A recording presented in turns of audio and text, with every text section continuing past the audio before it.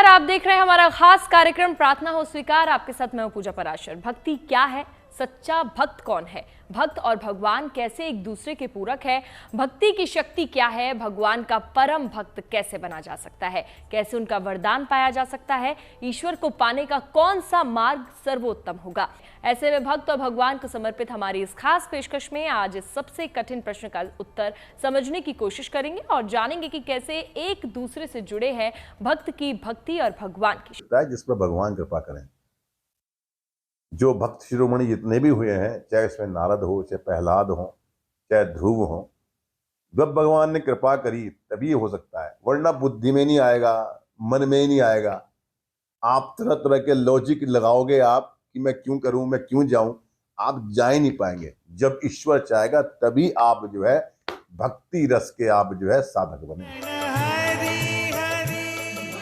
धर्म ग्रंथों और पुराणों में विवरण मिलता है कि ऋषि मुनियों और राजा महाराजाओं ने सालों तप करके सिद्धि हासिल की थी। ईश्वर को प्रसन्न करके वरदान पाया था। श्रीमन्नारायण नारायण हरि हरि। जब परमेश्वर हमारी परीक्षा लेते हैं तो दरअसल वो हम पर कृपा कर रहे होते हैं। हम अपनी भक्ति से उनका साक्षात्कार कर सकते हैं, उनकी अनुकंपा को महसूस कर सकते हैं। भक्ति मार्ग सर्वोत्तम मार्ग कहा जाता है।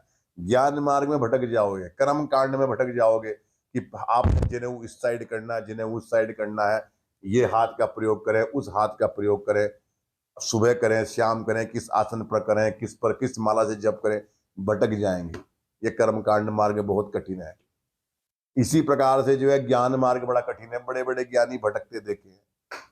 लेकिन भक्ति मार्ग जो है सबसे सरल कहा गया है। आप अपने आप को न्यौछावर कर दो ईश्वर के प्रति कि जैसे तेरे हाथ में मेरे नाम की पतवार है, जहां चाहे वहां ले जा। सबसे सरल, सबसे सटीक और सबसे जल्दी पहुंचने वाला उपाय वो भक्ति। कहा भी जाता है कि परीक्षा के बाद ही पूर्णता आती है। हम आपको परम भक्त के कुछ कर्तव्य भी बताएंगे, लेकिन पहले जान लेते हैं कि भक्ति के मार्ग की सबसे बड़ी बाधा कौन सी है। ओ तेरी लीला सबसे न्यारी न्यारी। भक्त होने की सबसे बड़ी समस्या क्या है? भक्ति की कठिनाइयों से अक्सर लोग ये मार्ग छोड़ देते हैं। कभी कभी लोग कर्म कांड, मंत्र जाप और दान पुण्य को ही भक्ति समझ बैठते हैं। ऐसी दशा में आरंभ में ही अहंकार आ जाता है, जो व्यक्ति को ईश्वर की उपलब्धि के पहले ही पतन की ओर ले जाता है। भक्त होने के लिए भी भगवान की कृपा आवश्यक है, ये बात याद रखनी चाहिए। यदि भक्त नहीं है तो भगवान का क्या फायदा? भक्ति जो है भगवान को बताते हैं। भक्त ही जो है भगवान का जो है चर्चा कर कर भगवान को जो है पूरे संसार में व्याप्त करते हैं। इसलिए भगवान को भक्त विशेष प्रिय है। भक्त की भक्ति तभी पूर्ण होती है, उसको ना इच्छा मोक्ष की, ना उसको किसी जो है योग की इच्छा, ना किसी सिद्धि की इच्छा। उसको सिर्फ और सिर्फ अपने ईश्वर के प्रति जो है समर्पण और ईश्वर के दर्शन और ईश्वर में ही समाहित हो जाने की जो लालसा है, वो भक्ति की पराकाष्ठा है। कहते हैं कि मन का हो तो अच्छा और मन का ना हो तो और भी अच्छा, क्योंकि वो विधाता के मन का होता है। इस संसार में बहुत कुछ हमारे मन के अनुरूप नहीं होता, तो उसमें कहीं ना कहीं ईश्वर की मर्जी छिपी होती है।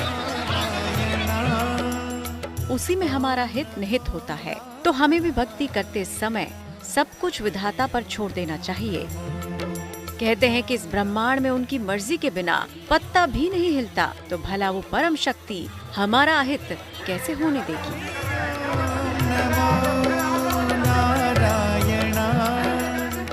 तो आप भी विनम्र भाव से ईश्वर की भक्ति कीजिए। आपके मार्ग की सभी बाधाएं दूर हो जाएंगी। आगे हम जानेंगे कि सच्चा भक्त कौन बन सकता है और ईश्वर तक पहुंचने का सुगम मार्ग कौन सा है। तब तक आप देखते रहिए प्रार्थना हो स्वीकार। जप, तप, साधना और उपासना, ये सभी ईश्वर प्राप्ति के ही मार्ग हैं। ईश्वर प्राप्ति का जो सबसे सुलभ मार्ग है वो है मन और भाव, समर्पण और अनुराग।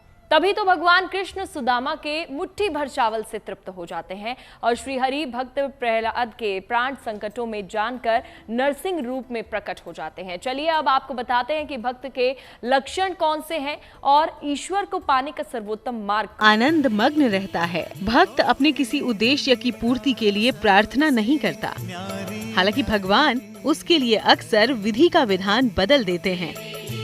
भक्त के संपर्क में आने मात्र से ही ईश्वर और उनकी कृपा का अनुभव होने लगता है। की शक्ति से क्या नहीं मिल सकता ये जाने। आप जो है जीते जागते जिह्वा के ऊपर आपके सरस्वती वास करती है। आप यदि आप कह देते हैं कि ये पर्वत चल के मेरे पास आ, पर्वत को आना पड़ेगा। ये भक्ति की परिकाष्ठा है। समुद्र सूख जाएगा।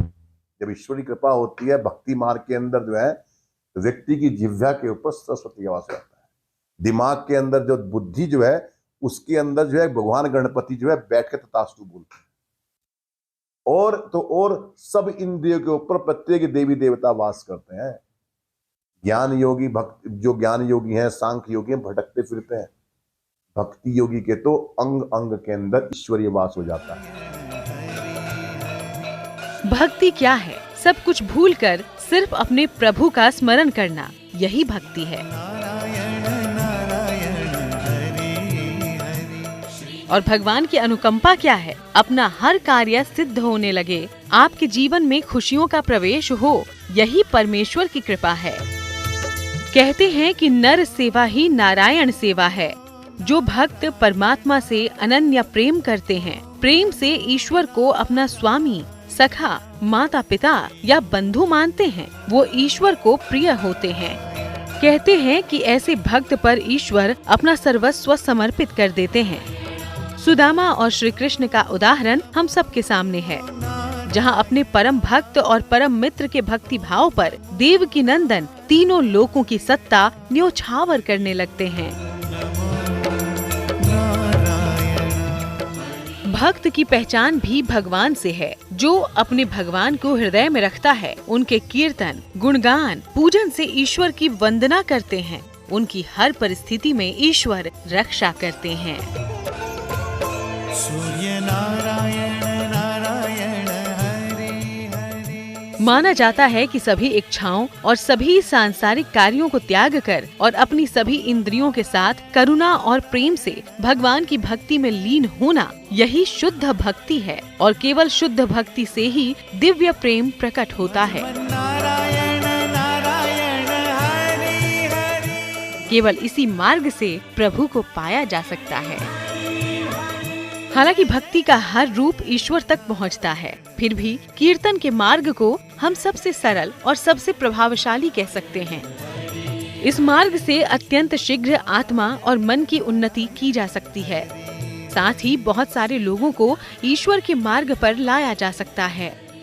देखिए हमारे यहाँ कहावत है कि भक्ति जो है वो चीज है, वो प्रभाव है जिसमें व्यक्ति जो है अपने आप को पूर्ण रूप से भूल जाता है। इसके साथ में जो है हमारे यहाँ भक्ति योग जो भगवान कृष्ण ने कहा है कि समर्पण जो भाव जो है, समर्पण भाव यदि आप ईश्वर के प्रति है। हमारे यहाँ एक योग में सूत्र भी है कि तपस्वाध्याय ईश्वर प्रणिधाना तथा क्रिया योगा, अर्थात अपने आप का संपूर्ण जो है समर्पण ईश्वर के प्रति, वो भक्ति है। और बिना भक्ति के आप जो है इस अध्यात्म मार्ग के अंदर तरक्की बिल्कुल नहीं कर सकते। ज्ञान मार्ग भी है, साथ में योग मार्ग भी है, साथ सांख्य मार्ग भी है, लेकिन जो भक्ति मार्ग है सबसे सरल है।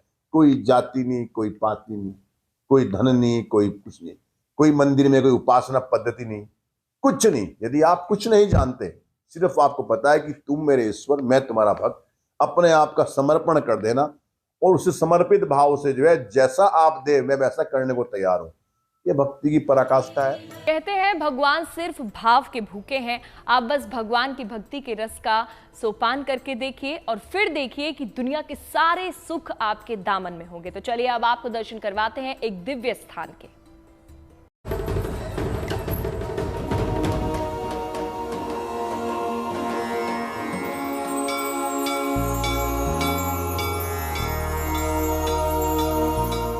शास्त्रीय मान्यता है कि भगवान शंकर कल्याण करते हैं। तो उनके अवतार भगवान भैरव भय का हरण करते हैं और अभय का वरदान देते हैं। शिव सदैव मुक्ति का मार्ग प्रशस्त करते हैं। लेकिन भारत की इसी सनातनी धरा पर भगवान भैरव का एक ऐसा धाम है जहां भगवान को जंजीरों में जकड़कर रखा गया है। ये धार्मिक मान्यता है या फिर भगवान की साकार माया, ये कोई नहीं जानता। बाबा भैरव के उस धाम में बाबा अपने बचुक भैरव स्वरूप में विराजमान रहते हैं। सोने और चांदी के मुकुटों से सजने वाले भगवान भैरव इस दरबार में सिंदूरी स्वरूप में रुद्रावतार में दिखते हैं।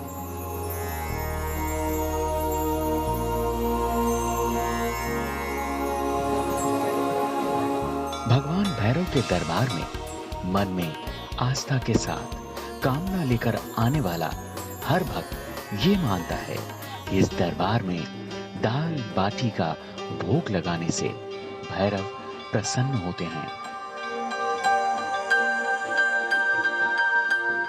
भगवान भैरव के उस दरबार के प्रताप की खुशबू यहाँ मिलने वाले केवड़े के फूल की तरह तेजी से हर ओर फैल चुकी है। इसीलिए इस धाम में देश ही नहीं बल्कि विदेशों से भी भक्त मत्था टेकने आते हैं।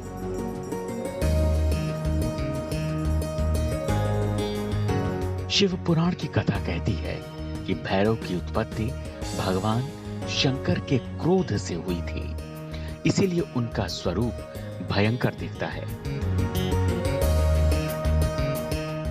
लेकिन इस दरबार में भगवान भैरव मनमोहक स्वरूप में दिखते हैं।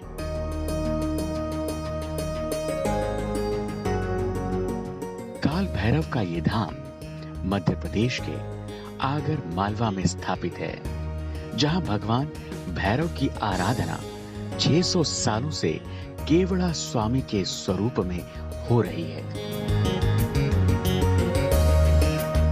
माना जाता है कि काल भैरव अपने भक्तों पर सदैव कृपा बनाए रखते हैं और इनकी पूजा करने से घर से नकारात्मक शक्तियां दूर हो जाती हैं। साथ ही काल भैरव की पूजा से शत्रुओं पर भी विजय प्राप्त होती है।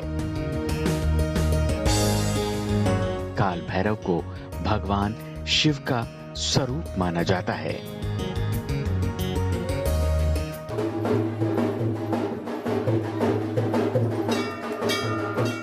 ये दुनिया का अकेला ऐसा दिव्य धाम है जहां के गर्भगृह में सभी भक्तों को मुक्ति का वरदान देने वाले भगवान स्वयं जंजीरों में बेड़ियों में बंधे दिखते हैं। इसीलिए इस धाम के बारे में जो कोई भी सुनता है बाबा भैरव के दर्शन को खींचा चला आता है।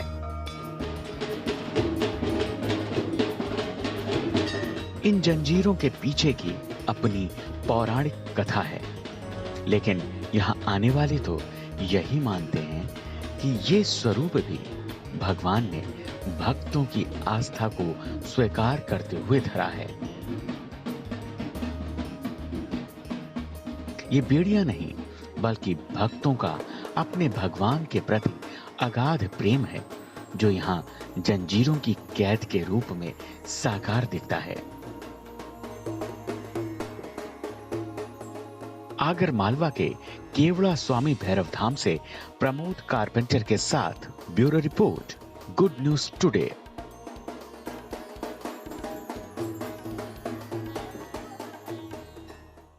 प्रार्थना स्वीकार में आज के लिए बस इतना ही। आप और खबरों के लिए देखते रहिए गुड न्यूज टुडे।